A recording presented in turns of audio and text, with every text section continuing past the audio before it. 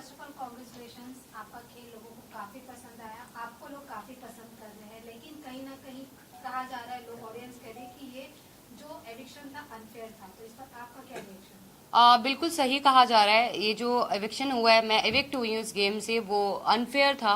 मुझे इस गेम में अभी और खेलना था, मैंने तो खेलना स्टार्ट ही नहीं किया था।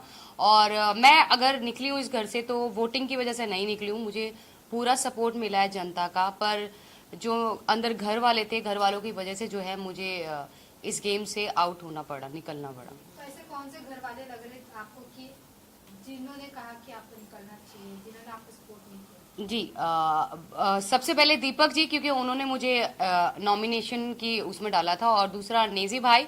और नेजी भाई का मुझे बुरा नहीं लगा, क्योंकि उन्होंने कल के एपिसोड में बोला है कि मैं बहुत मतलब मुझे बहुत बुरा लग रहा है कि पायल मेरी वजह से गई है, और शायद मेरा वो डिसीजन गलत था। तो जो एक थोड़ा सा दुख था मुझे भाई को लेके कि उसने उन्हें ऐसा बोला, वो अब क्लियर हो गया है कि उनको ये एहसास हो गया कि उनकी वजह से आज मैं उस गेम में नहीं हूँ।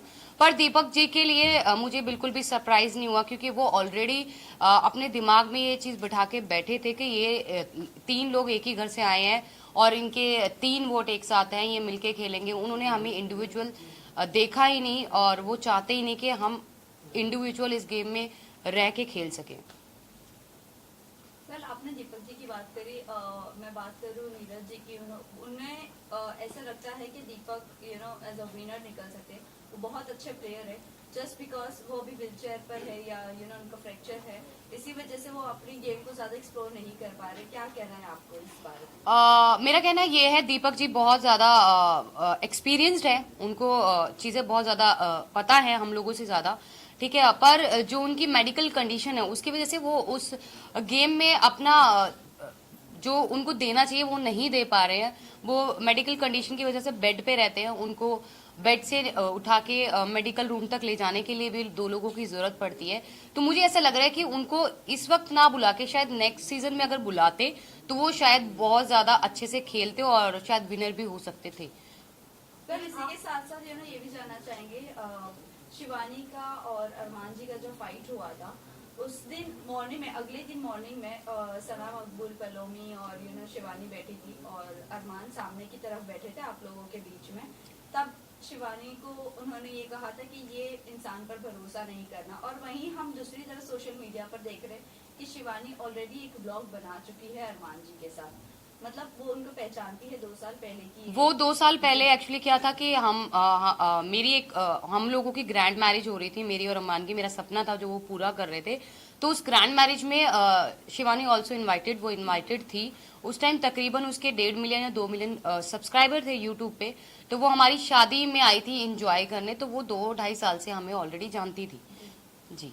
वेल, अभी ये जो उन्होंने कहा है कि इन पे भरोसा नहीं करना चाहिए, वो बहुत शातिर है, क्या कहना चाहोगे इस चीज को लेकर आप? शिवानी के लिए आप बोल रहे हैं? यस।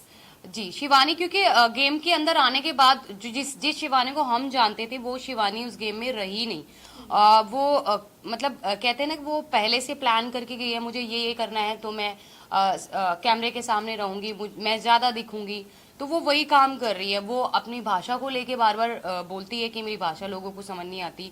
दूसरा, वो लोगों के सामने ऐसा प्रेटेंड करती है कि वो बच्ची है, वो छोटी है, पर ऐसा कुछ नहीं है, वो छोटी नहीं है गाइज। वो अपने घर को खुद चलाती है, और कोई भी छोटा बच्चा बिग बॉस शो में नहीं खेलने आता है। कोई समझदार ही बिग बॉस ऐसे कंटेस्टेंट लेके आता है जो गेम को खेलता है, खेल सकता है, और खेलने की कैपेसिटी रखता है और जीतने की भी रखता है। तो वो बच्ची नहीं है। दूसरा, उसकी हार्श बात करने का तरीका, वो अपने से बड़े की रिस्पेक्ट नहीं करी है। जैसे कि उसने रणबीर जी से बदतमीजी की, अरमान जी से करी बदतमीजी, मेरे से और क्योंकि हम ऑलमोस्ट हम सभी उससे बड़े हैं। अगर वो 22 साल की है तो आई वॉज 32 ईयर्स, मैं 32 साल की हूँ, तकरीबन 10 साल उससे बड़ी हूँ।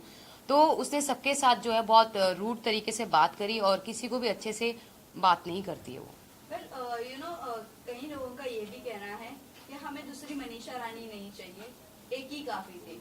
तो आपको लगता है वो मनीषा रानी बनने की कोशिश कर रही है और दिल जीतने की कोशिश कर रही है लोगों को? पर जो मनीषा रानी ने जो खेला और उसने अपने आप को जो दिखाया है बिग बॉस में, वो एक पॉजिटिव वे से, उसकी सिर्फ लैंग्वेज सेम थी पर वो बिल्कुल भी अपनी शिवानी जैसी बिल्कुल भी नहीं थी। उसका नेचर बहुत ही अच्छा है और शिवानी जो है लोगों को डोमिनेट कर रही है। वो जिस तरीके से चिल्ला चिल्ला के बोलती है, अपनी बात आगे रखने के लिए वो चिल्लाती है, लोगों के सामने बदतमीजी करती है। जैसे बहुत सारे लोग, ऑलमोस्ट सभी लोगों से उसकी सिर्फ चंद्रिका और सना मकबूल और विशाल, शायद विशाल से भी उसका झगड़ा हो चुका है। ऑलमोस्ट सभी घर वालों से उसका झगड़ा ऑलरेडी हो चुका है। तो मनीषा ऐसी नहीं थी। मनीषा बहुत अच्छा पोलाइटली सबके साथ थी और बहुत अच्छा रिलेशन बना के गई सबके साथ। पर आप लोग आपके रिश्तों के बारे में बाहर बहुत ज्यादा ट्रोलिंग चल रही है, आप आपके रिश्तों को क्या कहना चाहोगे? रिश्ते के बारे में लोगों को क्या कहना चाहोगे जिस तरह से बाहर लोग एक्सेप्ट नहीं कर रहे हैं? वही आपके यूट्यूब पर आपके फैन फॉलोइंग जरूर होंगे, बट जब OTT पर आने के बाद वो चीजें लोग एक्सेप्ट नहीं कर रहे, क्या कहना है आपको इस बारे में? देखो, हमारा रिलेशन ऐसा है, मैं मानती हूँ कोई भी इस रिलेशन को एक्सेप्ट नहीं करेगा और समाज तो बिल्कुल भी नहीं करेगा। पर बहुत सारी परिस्थितियां ऐसी हो गई थी हमारे रिलेशन में। हम लोग तीनों 1-1.25 साल के लिए अलग भी हो गए थे, हम सेपरेट भी हो गए थे, वो भी करके देख लिया था। पर जो बहुत सारी परेशानियां, तकलीफ हमने झेली है, मरने की कगार तक हम तीनों पहुंच गए थे। पर उन सबको समेट के हमने वापस अपने रिलेशन को बनाया है और इस रिलेशन में आज इतना प्यार है कि दुनिया की कोई भी ताकत हम तीनों को अलग नहीं कर सकती है। पर इसी के साथ साथ हम समाज को ये मैसेज देते हैं कि हम लोग 2 शादियों को सपोर्ट कभी नहीं करते हैं, ना ही जिंदगी में कभी करेंगे। ये गलती अरमान जी से हुई है, वो ये चीज मानते हैं, उनसे ये गलती हुई है। बहुत सारे लोग बोलते हैं कि हम पॉलीगमी को सपोर्ट करें 2 शादियों को। नहीं जी नहीं, हम बिल्कुल भी नहीं कर रहे हैं। हम अपने हर व्लॉग, हर न्यूज चैनल पे जब हम अपना इंटरव्यू देते हैं तो हर जगह बोलते हैं कि प्लीज हमसे ये गलती हो गई है, आप लोग ना करें, क्योंकि हमारे जैसा अंडरस्टैंडिंग, हमारे जैसा प्यार एक औरत और दूसरी औरत के बीच में नहीं हो सकता है। पायल, अभी जिस तरह से आपने कहा कि बहुत ज्यादा चीजें हुई आपकी लाइफ में, बहुत स्ट्रगल्स भी हुए हैं। अब जब आप बिग बॉस पर आते हो और इतना डार्क फेस को वापस से एक बार रिपीट किया जा रहा है, सेम चीजें रिपीट की जा रही है, ये कितना मेंटली टॉर्चर है? और इससे अभी उगना चाहोगे या वहीं पर वो सब मेमोरीज अभी रिकलेक्ट करते रहना? नहीं, बिल्कुल भी रिकलेक्ट नहीं करना। अब उस फेज को हम बिल्कुल भूल चुके हैं। पर क्या होता है ना कि आपकी कुछ चीजें, जो कुछ इमोशन जुड़े होते हैं आपकी लाइफ के साथ, तो वो उस समय के साथ भी हमारे थोड़े, मेरे अलग हैं, अरमान के अलग है, कृतिका के अलग है, इमोशंस हैं। वो जब कोई बिल्कुल अंदर घुसता है ना तो एक डार्क फेस याद आता है और वो थोड़ा इमोशनल हो जाता है। तो लेकिन अब उस लाइफ को हम बिल्कुल भी याद नहीं करना चाहते और बिल्कुल भी नहीं उसके बारे में बात करना चाहते। इवन पायल, अभी आप घर से बाहर हो चुकी है, आप अपने बच्चों के साथ है, लेकिन आप अरमान को कितना मिस करेंगी? क्योंकि अभी वो तो घर के अंदर ही है। अरमान जी घर के अंदर है।